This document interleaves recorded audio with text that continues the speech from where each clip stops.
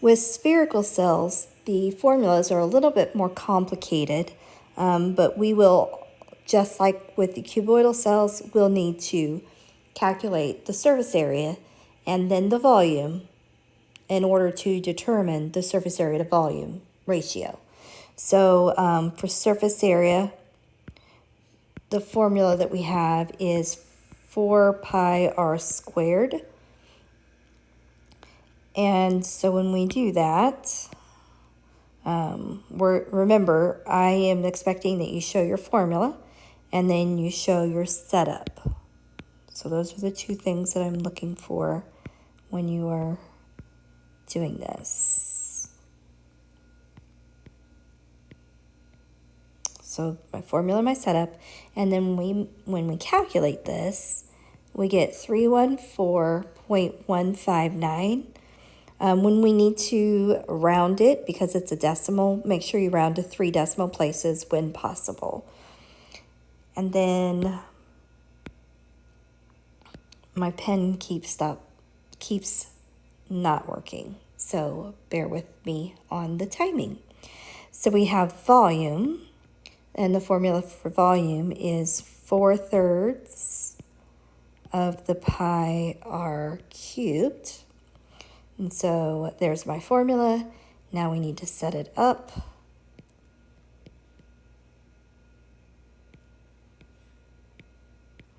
And then show our calculated answer to 3 decimal places. And then to do surface area to volume ratio, we're just going to divide those two calculations.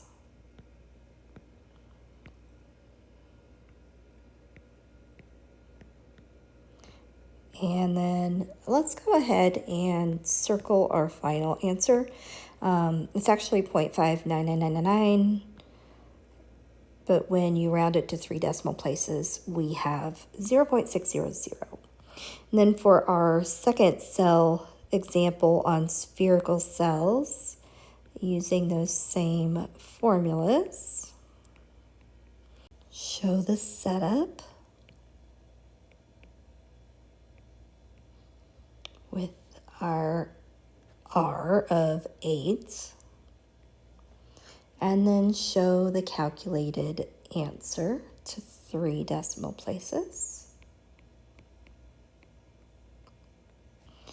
All right, so calculating volume.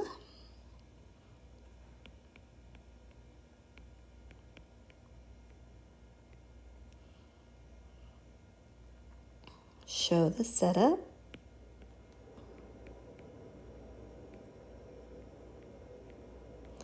And then show your final answer of volume to 3 decimal places.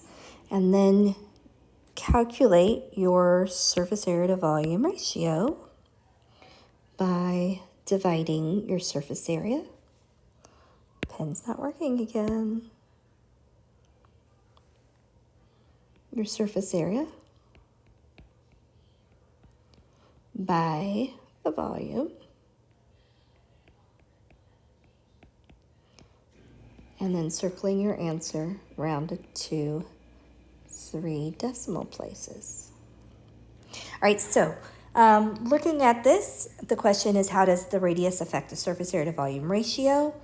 And you can see that as the radius gets larger, the surface area to volume ratio decreases. And so which would have the best exchange of material through the plasma membrane? That is going to be cell number 1 with the radius of 5, because it is got the larger surface area to volume ratio, which is going to allow for a more efficient of exchange of materials.